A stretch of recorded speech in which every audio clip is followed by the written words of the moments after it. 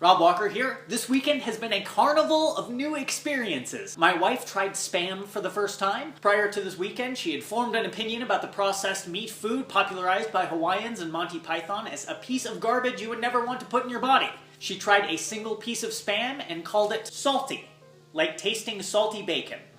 Salty, but not terrible.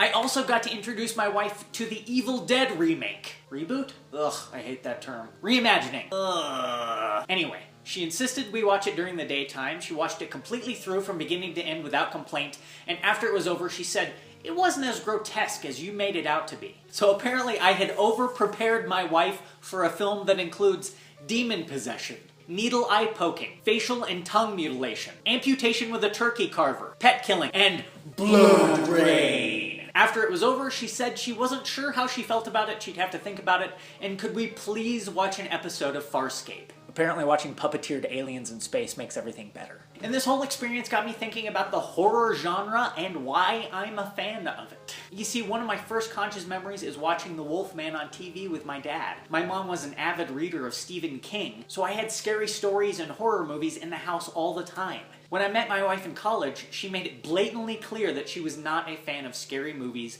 scary stories of any kind. And over time that's changed, but the older I've gotten, the more I've realized that my circle of friends, contacts, and coworkers don't really like horror movies. I once had a friend tell me that watching horror movies poisons your mind. And a lot of people share that opinion. What gets left out of that particular viewpoint is the fact that we as human beings have been telling each other scary stories since there were human beings on this planet. When we lived in tribal societies and huddled together in caves, gazing out at the darkness, we told each other stories as to what might be lurking out there trying to get at us. We also told each other stories about what might be lurking in here. Those scary stories that we told so long ago helped us make sense of the world around us.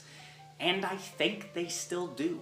The thing to remember about horror, or any genre, is that it's not one thing. It exists on a sliding scale, which includes mastery, tension, and good taste, among other things. Disney's Snow White and Disney's Pinocchio could be seen as early cinematic examples of horror films. Especially Pinocchio. That movie's like a David Lynch film. And while I believe that not everyone should like horror movies or be made to watch horror movies, I also believe that saying an entire genre of storytelling is garbage or poison closes you off from some very powerful experiences. Saying that all scary movies are bad might protect you from a film like Cannibal Holocaust, but would rob you from seeing masterpieces like Hitchcock's Psycho and Del Toro's Devil's Backbone. I guess what I'm saying is experiencing horror, or any genre, or anything new is a lot like my wife trying Spam for the first time. You might have to take a few bites to decide whether or not it's for you. So what do you guys think? Are you a fan of horror movies? Why? Why not? If you are, what are some of your favorites? Leave comments, I'd love to hear about it. Also, I am working on Project Selfie. I had a few inquiries about that. The video's still coming. I'll let you guys know when that posts. If you like what you see here, please like the videos, subscribe, and pass them around to your friends. I really appreciate it. Thank you for watching. I'll see you next time.